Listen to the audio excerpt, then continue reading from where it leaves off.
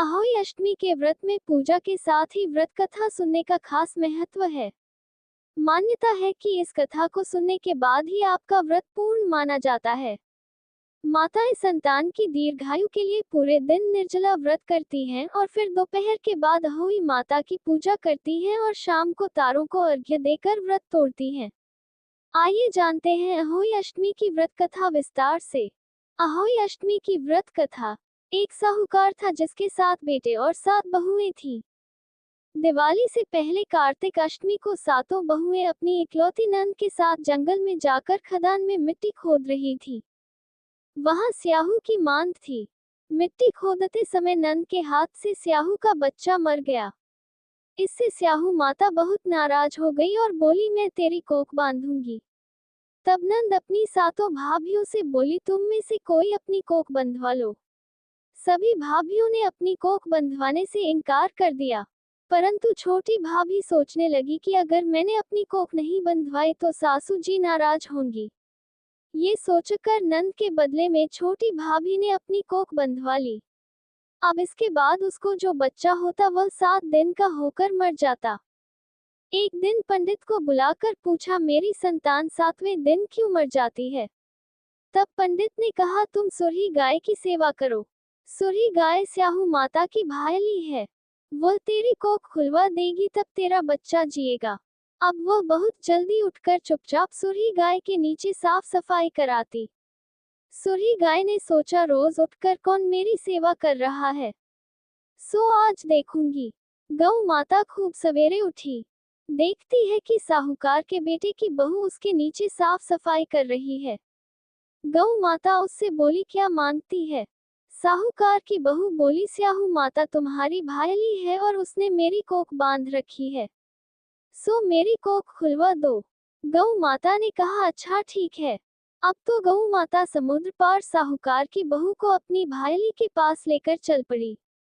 रास्ते में कड़ी धूप थी, सो वह दोनों एक पेड़ के नीचे बैठ गई।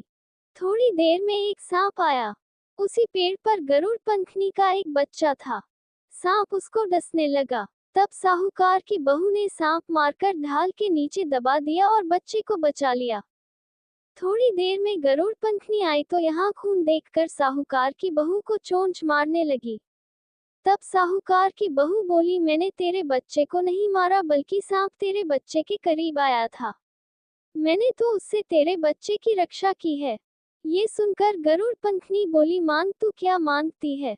वह बोली, 7 समुद्र पार स्याहू माता रहती है, हमें तू उसके पास पहुंचा दे। तब गरुड़ पंखनी ने दोनों को अपनी पीठ पर बैठाकर स्याहू माता के पास पहुंचा दिया। स्याहू माता उनको देखकर बोली, आ बहन, बहुत दिनों में आए हैं। फिर कहने लगी, बहन मेरे सिर में जुएं पड़ गई है। तब सुरही के कहने पर साहूकार की बहू ने उसकी सारी जुएं निकाल दी। इस पर स्याहू माता प्रसन्न होकर बोली, तूने मेरे सिर में बहुत सलाई घेरी है, इसलिए तेरे 7 बेटे और 7 बहू होंगी। वह बोली, मेरे तो एक भी बेटा नहीं, 7 बेटे कहाँ से होंगे? स्याहू माता बोली, वचन दिया है। तब साहूकार की बहू बोली, मेरी कोख तो तुम्हारे पास बंद पड़ी है। ये सुन स्याहू माता बोली, तूने मुझे ठग लिया, जा तेरे घर पर तुझे 7 बहुएं मिलेंगी। तू जाकर उजमन करियो, 7 अहोई बनाकर 7 कढ़ाई करियो। वह लौटकर घर आई तो वहां देखा कि 7 बेटे 7 बहू बैठे हैं। वह खुश हो गई। उसने 7 अहोई बनाए, 7 उजमन किए और 7 कढ़ाई करी। शाम के समय जेठानियों आपस में कहने लगी कि जल्दी जल्दी पूजा कर लो, कहीं छोटी बच्चों को याद करके न रोने लगे। थोड़ी देर में उन्होंने अपने बच्चों से कहा, अपनी चाची के घर जाकर देखाओ कि आज वह अभी तक रोई क्यों नहीं। बच्चों ने आकर कहा, चाची तो कुछ मान रही है, खूब उजमन हो रहा है। ये सुनते ही जेठानियां दौड़ी दौड़ी वहां आई और आकर कहने लगी कि तूने कोख कैसे खुलवाई? वह बोली, तुमने तो कोख बंधवाई नहीं थी, सो मैंने कोख बंधवा ली थी। अब स्याहू माता ने कृपा करके मेरी कोख खोल दी है। हे स्याहू माता, जिस प्रकार उस साहूकार की बहू की कोख खोली उसी प्रकार हमारी भी कोख खोलना।